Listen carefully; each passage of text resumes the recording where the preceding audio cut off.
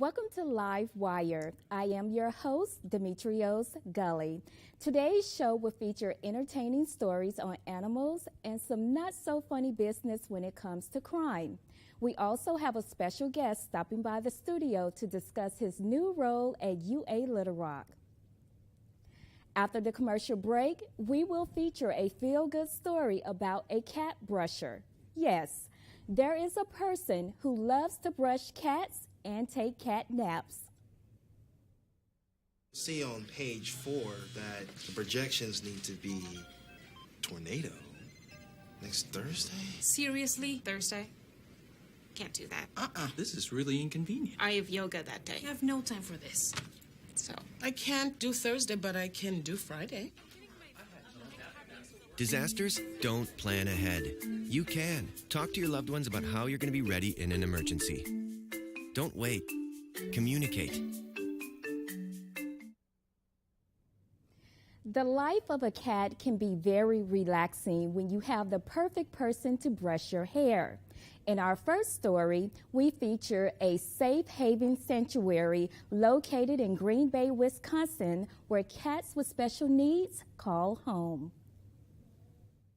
She's very affectionate. Safe Haven Pet Sanctuary may be a shelter, but the felines who live here aren't orphans. I adopted all these cats here. After his 35-year career as a teacher, Terry is spending his golden years volunteering. And when I retired, I decided I wanted to do something fun. Something fun and just a little different. I'm the cat brusher. It's a job Terry tends to 6 days a week. Hi, sweetie. How you are, good kitty.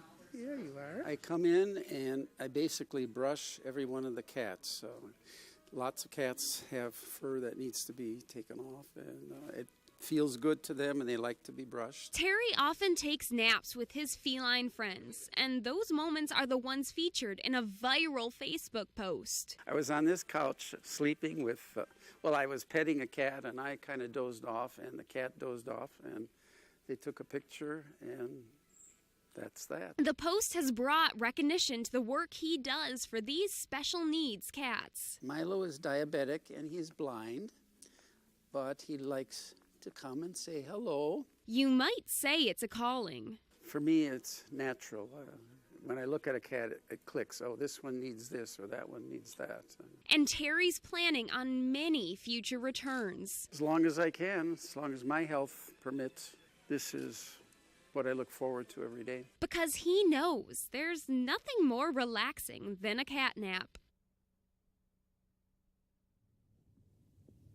Natural disasters can bring about the unexpected emergencies. This was the case in North Carolina, where hundreds of animals were left behind after a recent storm. Luke Notzine has the story. And this left me speechless.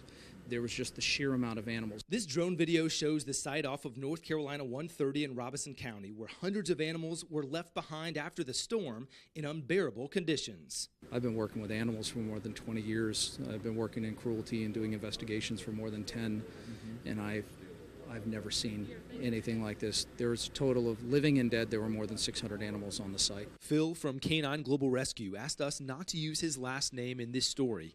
He says he's still processing the things that he has seen. Dogs tied to trees, chickens floating in water, dead horses, animals struggling to survive, taking their last breaths of air. Volunteers from all over the country have traveled to Robeson County to help. We had Guiding Spirit Animal Rescue out of Arizona that was here to help us. We had the U.S. Army. We had the North Carolina National Guard. They have rescued 97 dogs, 25 horses, 1 cow, 4 peacocks, and 12 chickens. It's deplorable, and I don't think it was a casualty from Matthew or Florence. I think it's been a casualty in the making.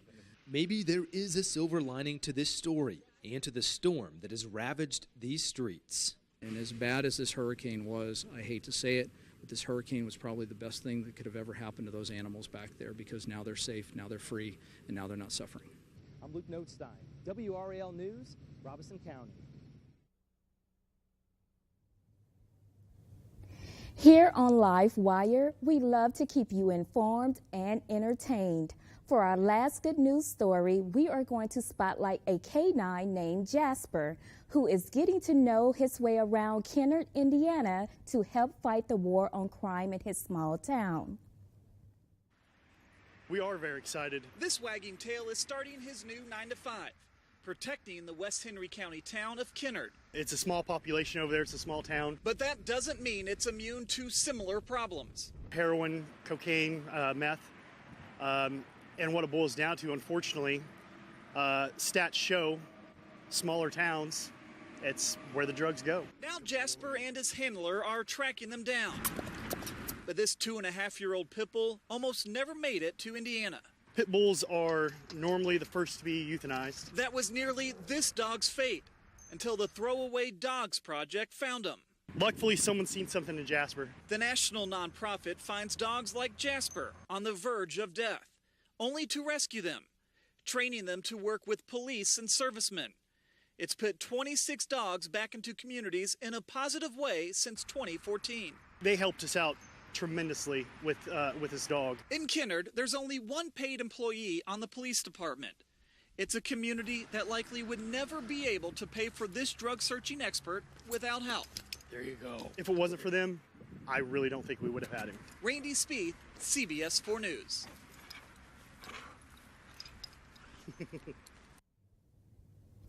It's now time for a commercial break. When we come back, we are going to speak to our special guest, Christopher Etheridge, Assistant Professor in the School of Mass Communication, College of Social Science and Communication at UA Little Rock. Bye-bye. Hi. Hoping for a crisp breeze to help keep you alert. Oh, he took a sip of water too. That'll probably help. You were probably gonna turn down the radio too, so you could focus, right? Probably okay isn't okay. Right. If you see a warning sign, stop and call a cab, a car, or a friend. I think the water line is what really drove it home. I blew on him. Hey, Bobo, do trees tell each other stories? I'm sorry. I'm afraid I don't know that. Hey, why don't we go find out? Listen. Do clouds take naps? I couldn't tell you. Dad, do stars visit their friends? Look!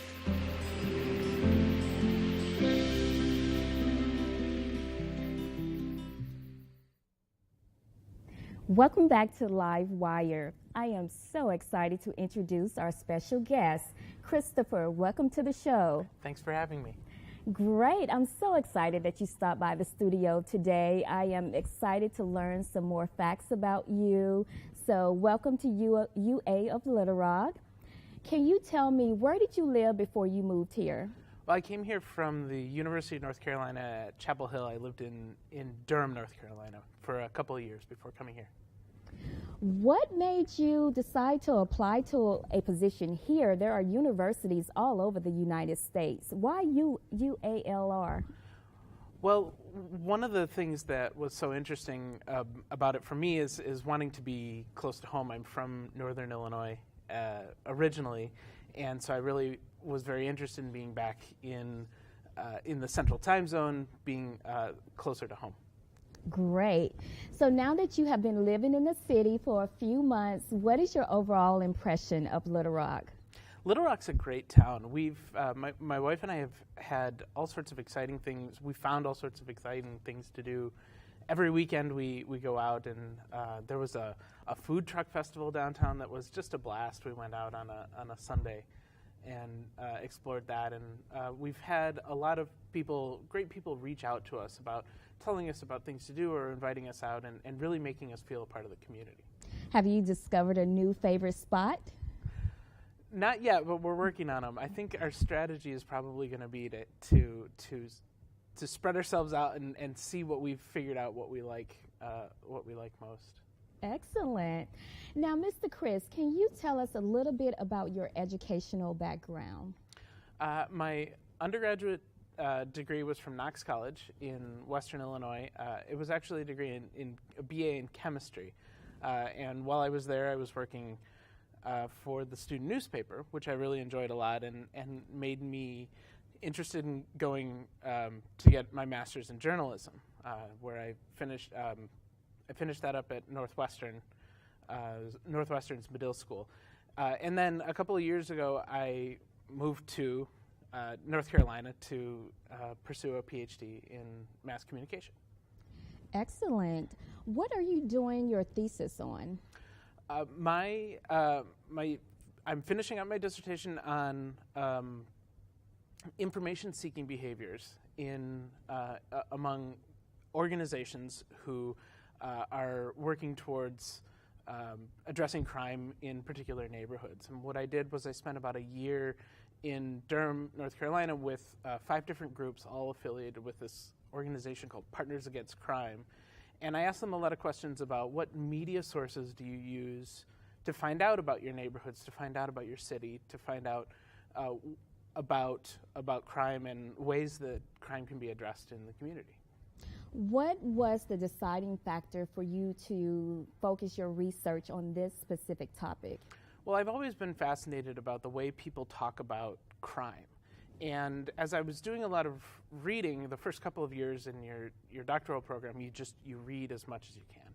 And as I was reading more and more about communities, one of the things that I learned is that people tend to, as they learn more, or as they get more into crime dramas, they get more into watching the news, the less comfortable they feel in their communities.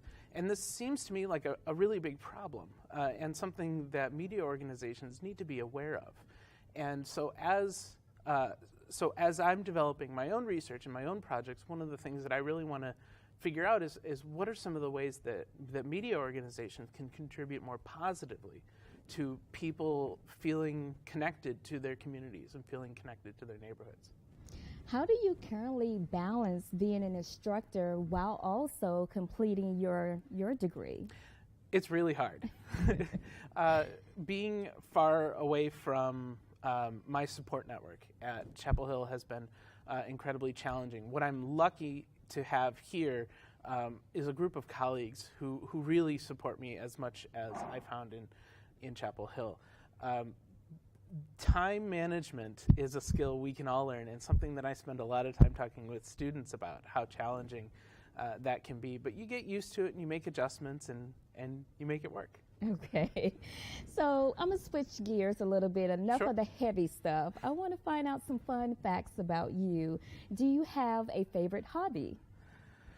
Right now, I spend a lot of time writing and reading, but I really enjoy camping. I really enjoy and getting out into the natural state has been something really exciting for me. So once I'm wrapping up here, I'm really excited to wrapping up with my research. I'm really excited to get out and maybe find a nice weekend where we can go up into the mountains and go camping. Excellent. You have to check out Hot Springs. Yes. They have a lot of great nature trails and things like that for hiking. What about unique talents that maybe no one knows about? Oh, I don't know that unique talents. I can calculate large number, do math in my head. Not like on those weird savant shows, but I'm pretty good at it, I would say. Well, that's a great talent to have, Sure. especially, if you somewhere and you need to calculate your finances or Right. something like that. So you can't beat that. What about pets? Do you have any pets? I don't right now. I think probably my goal for the next year, I'd really like to get a dog. We have a backyard now that's more conducive to a dog, and when I can be home more often, that's something that I think we'd like to do. But when I was growing up, I always had pets in the house, and it was something that I really enjoyed having around. Excellent. Do you have a type in mind? Like, do you know exactly what dog you would like to get? Well, it's really important for me to rescue, so I'm really, in particular, looking for some animal that needs a home, and so that's what I'd be looking for. Excellent. So I do have a few additional questions about your professional background. How many years have you been teaching? I've been teaching now for 6 years. Some of that is part-time. I've been teaching full-time now for three years. What other states have you worked as a teacher? I started in Illinois. I taught a couple of classes here and there, a couple of night classes at colleges for a while, and then I taught also in Wisconsin and Minnesota and North Carolina. What advice would you give a student that is interested in the mass communication field but is not for sure that's the right field for them? Well, I think one of the most important things in mass communication, and whether that's journalism or public relations or any kind of media storytelling, is that you have a broad foundation in something else.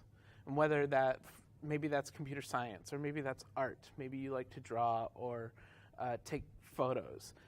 Maybe that is Spanish or another foreign language, maybe you like to travel. But mass communication students are, I think, really excel when they have perspectives outside of mass communication and how to tell a story. They know what to tell a story about, not just how to tell a story. And so that would be the advice that I would give. That's excellent advice, great food for thought. Where do you see, in your opinion, this field going, let's say, 5 to 10 years from now? Oh, that's a great question, because I think more than we've heard for a long time that the jobs that students who are graduating today are going to have in 10 years don't exist now. And we've heard that for a while. I think it's even more true now. So the field is going. It's not a controlled burn. The field is going in a lot of different directions, and not a lot of people have a real heavy control over where it's going. So I think that it's really important for people to understand that the skills you're learning today might not be the ones that you apply 10 years down the road. What advice would you give a student to help them become more marketable so that they can succeed in the current employment climate? Sure. I think it's really important for students to understand that they need all of the skills. That's really hard to do. But just soak in as much as you can, spend as much time as you can in the newsroom. Thank you so much, Chris. It's now time to pay some bills. Right after the commercial break, we will get into some serious news.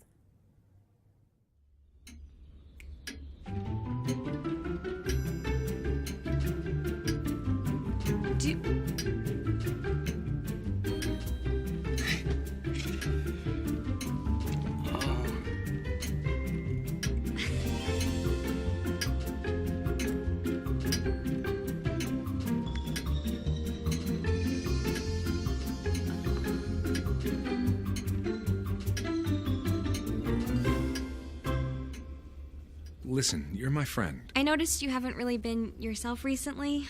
Yeah, I feel like something's up. How are you? Are you okay?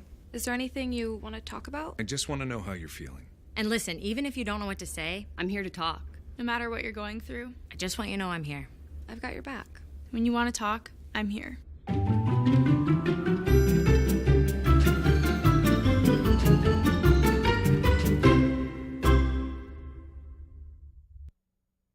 So there you are, shuffling through a stack of resumes, and you come to mine. This is it. First impression. My way in. But can my resume show you how I truly stand out? Like that I was studying, going to night school while working 2 jobs just to help my parents pay for groceries. Or being the first one to always step up. No, that's something you just can't put on paper. Look beyond the resume and discover new ways to develop great talent that is dedicated, hardworking, and determined like me.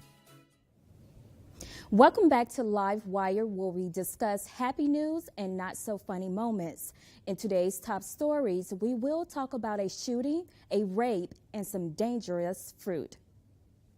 Just when we thought the war on crime was ending, the unthinkable happened in the Rogers suburb area of Chicago. 2 individuals have been shot within 36 hours. The suspect is still on the loose. Scott McLean has the story.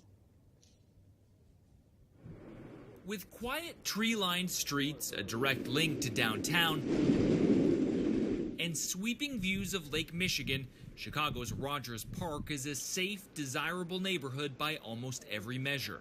But lately, people here have been on high alert after 2 separate murders in a span of just 36 hours, the victims seemingly chosen at random. The first happened in broad daylight. Neighbors heard the shot. I couldn't believe it was happening. 73-year-old Douglas Watts was out walking his dogs when a masked man in a dark tracksuit shot him in the head. The guy was such a nice guy. He's a sweet old man. He could barely walk. I mean, what kind of enemies can he have? Surveillance footage caught the suspect taking off down a nearby alley. But the video reveals almost nothing identifiable except, police say, for a distinctive walk. His feet point noticeably outward. Lottie Oganubi says he saw the suspect moments before the shooting. As I was stepping out my complex, he started to walk further away from me. But I forgot something in the house on my way to church, and so I ran back in to go get that. And when I had come back out, like within a minute or two, I started to see cops and a bit of chaos. It could have been me. Just a day later, 24-year-old Eliyahu Moskowitz was killed along a lakefront path just a few blocks away, also shot in the head. It just made me really sad. Did it make you think twice to even jog down here today? Yeah, it definitely makes me think twice. And if you guys saw me out here running, I'm trying to get it in and out, fast as I can. This week, police held a packed community meeting to calm fears and also advise caution. Some people wondered if these were hate crimes. The first victim was gay, the second an Orthodox Jew. Others think that white people were the target. Police aren't talking about potential motives, but they are stepping up patrols. They think the suspect is a local. He's not a ghost. He shops in stores around there. He walks the neighborhood around there. Police have dozens of leads, but still no suspects. Little comfort for a neighborhood praying he's caught before he kills again. Scott McLean, CNN, Chicago. Good looks can be deceiving, especially when you use your power to take advantage of unexpected women. This was the case for Dr. Grant Williams Robichaux. He, along with his girlfriend, is accused of raping potentially over 100 victims. There is more to this story. Surgeon Grant William Robichaux seemed like a real catch when he went on a reality TV dating show. I don't want to be like the stereotype of, married, divorced couple. I want to know what's wrong with you, because you seem like too perfect. But in reality, police say he's a rapist with potentially hundreds of victims. He and his girlfriend, Sarissa Riley, have been arrested. We believe the defendants use their good looks and charm to lower the inhibitions of their potential prey. Riley and Robichaux are accused of drugging other women with roofies, the date rape drug, in bars, and sometimes using anesthesia to render women unconscious, and then bringing those women to their apartment and raping them. Attorneys for Riley and Robichaux say they did nothing criminal and the sexual activity was consensual. If the police and the district attorney's office was so concerned about these allegations, one would think that Grant and Sarissa would have been arrested long ago. But police say video evidence shows otherwise. A lot of the women on those videos look like they're not able to consent. The couple's also charged with buying with the intent to sell cocaine and with possession of LSD and ecstasy, as well as GHB, the date rape drug they were apparently using. Lauren Hayden says she met the doctor on Tinder and he attacked her. He took me to his jacuzzi where he kept trying to rip off my top, and I kept trying to just put it back on. Like, he's a monster. After news of his arrest, she contacted police. Investigators say in 2016, they found out about the couple's crimes when a woman regained consciousness and began screaming in the apartment. But it wasn't until 2018 that police arrested the couple. So why the delay? Police say they simply didn't have enough evidence, but they do now. They obtained a search warrant, and they say that investigators found 1,000 or so videos on Dr. Robichaux's phone that show him having sex, and sometimes him and his girlfriend having sex, with women in various stages of consciousness. Do you think you would have been attacked if police had have gone ahead and arrested him in 2016? Absolutely not. One victim is one victim too many. One of Dr. Robichaux's patients is absolutely shocked by his arrest. He's a great doctor. Orthopedic surgeon. Yeah, he works on my shoulders. I'm really I cannot believe this is true. But investigators expect there are many, many more victims out there in places that the couple frequented, from Black Rock Desert, Nevada to Palm Springs, California. Police are asking anyone who believes they're a victim of Dr. Robichaux or his girlfriend to call them. Sarah Seidner, CNN, Los Angeles. Sometimes things can just go bananas and leave a lot of people searching for answers. This was the case in Texas when a gift turned into a crime. 2 alert officers from the Scott unit noticed at the pickup port that the shipping packages just didn't seem right. A shipment of ripe bananas turned out to be $18 million worth of cocaine. Jessica Willey has the story. It's been heroin hidden inside a working car battery, fentanyl concealed in a spare tire, and 14,000 pounds of marijuana in a melon shipment. Today, it was $18 million worth of cocaine disguised as bananas. I know that there are several federal entities that are investigating and that it's a pretty significant fine for them. Jeremy Diesel is with the Texas Department of Criminal Justice. He says the Scott unit near Freeport was offered a couple pallets of ripe bananas as a donation. 2 sergeants went to the port to pick them up and made the discovery. One of the sergeants just noticed that one of the boxes didn't seem quite right, looked a little further, removed that box off of one of the pallets, took a look inside, and saw something extraordinarily suspicious. Inside 45 boxes under the bundles of bananas were also 540 kilos of cocaine. U.S. Customs and DEA agents responded and seized the drugs. It's a very significant seizure. The disguise is called a cover load, says the DEA's Wendell Campbell, who shared with us pictures of drug smugglers' sneaky ways. Heroin hidden in a car axle. Well, this concludes our show for today. Tune in tomorrow when we go fishing for the latest chaos and interesting news. Until then, I am your host, Demetrios Gully, signing off. Goodbye.